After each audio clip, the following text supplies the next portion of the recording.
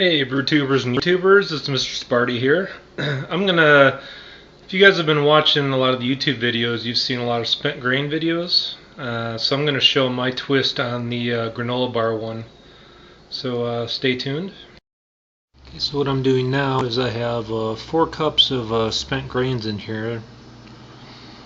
And I put it in for 225 for about 2 hours, and then I will check this again to see if they're dried out. Alright, now you can see I have this is 4 cups of oats. So I'm just going to sprinkle them on top here.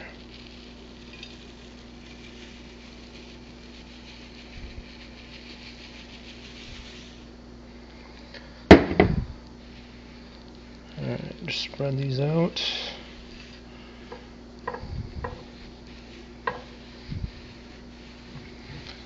Alright, and then I will put these back in the oven for about probably about another 45 minutes to toast them. Okay, now my my grains and oatmeal are just about done.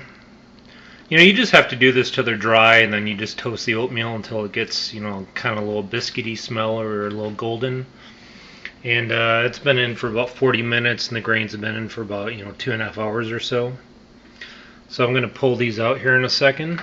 And then here's all my liquid ingredients combined. And basically I just do these on low heat until it starts bubbling, and then I turn off the heat. You basically just want to get it all mixed up. Okay, this is the recipe that a lot of people have been doing.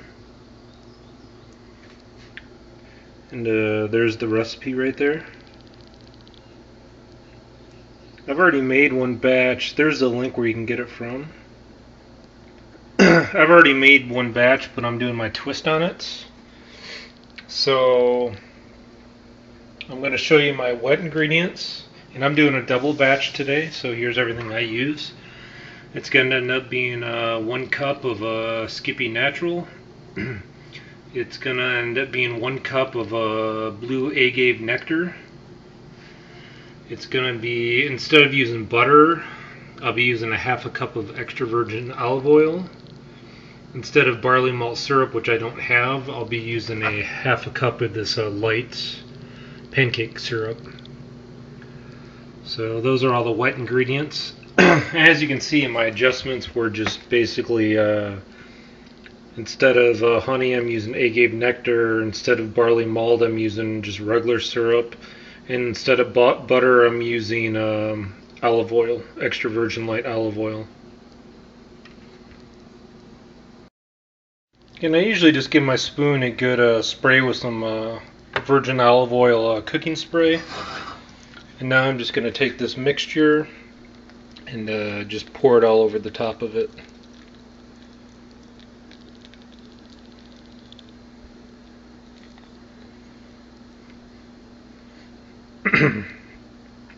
Doesn't that look good?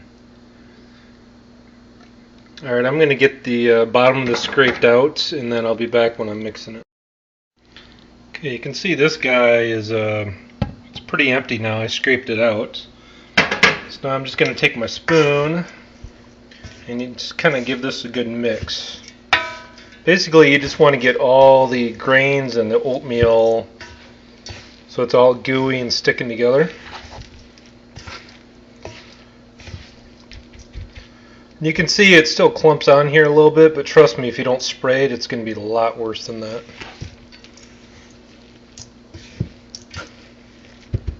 Whoa! I'm doing this one-handed, so bear with me. Okay, so I'm going to finish getting this mixed up, and then I'll show you the next step that I do. Okay, you can see my pot's empty now, and I basically just laid out some wax paper. And believe me when I say this stuff is still pretty hot, so you definitely have to be careful with it.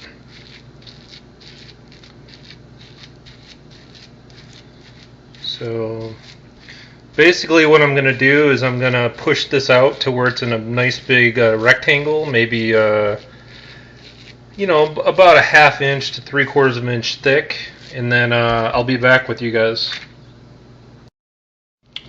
Okay, there you have it. So you can see it's probably, a half inch or so thick. And then the other thing I did, I didn't show on camera, but I just sprinkled a few of these on because my kids eat these too. My preference is to use dark chocolate chips, but I don't have any of those on hand right now. So you just got to do with what you got to do, so it's no big deal. But there you have it. So basically what you got to do now is let this cool down, basically to where you can handle it with a touch.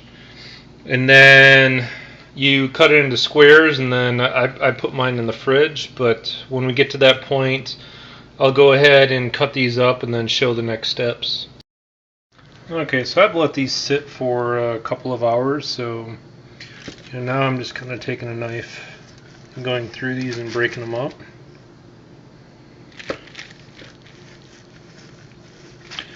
You can of course do these to any size you want.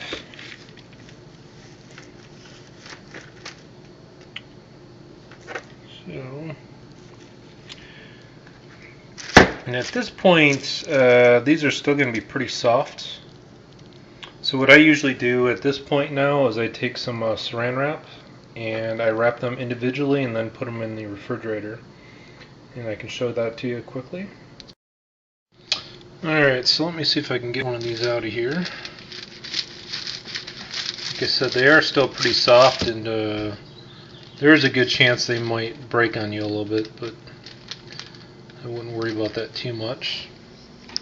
So let me just put this on some saran wrap. Get this covered up.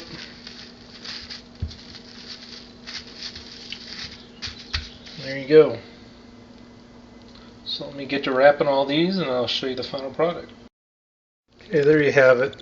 So like I said, I did a double batch, so I ended up with 24 granola bars. Not perfect cuts, as you can see. It kind of varies all over the place.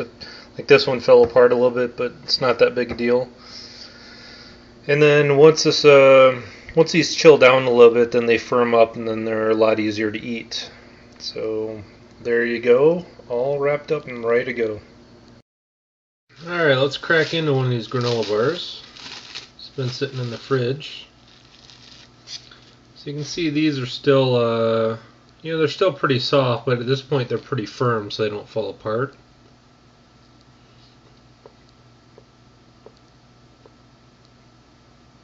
These are definitely good.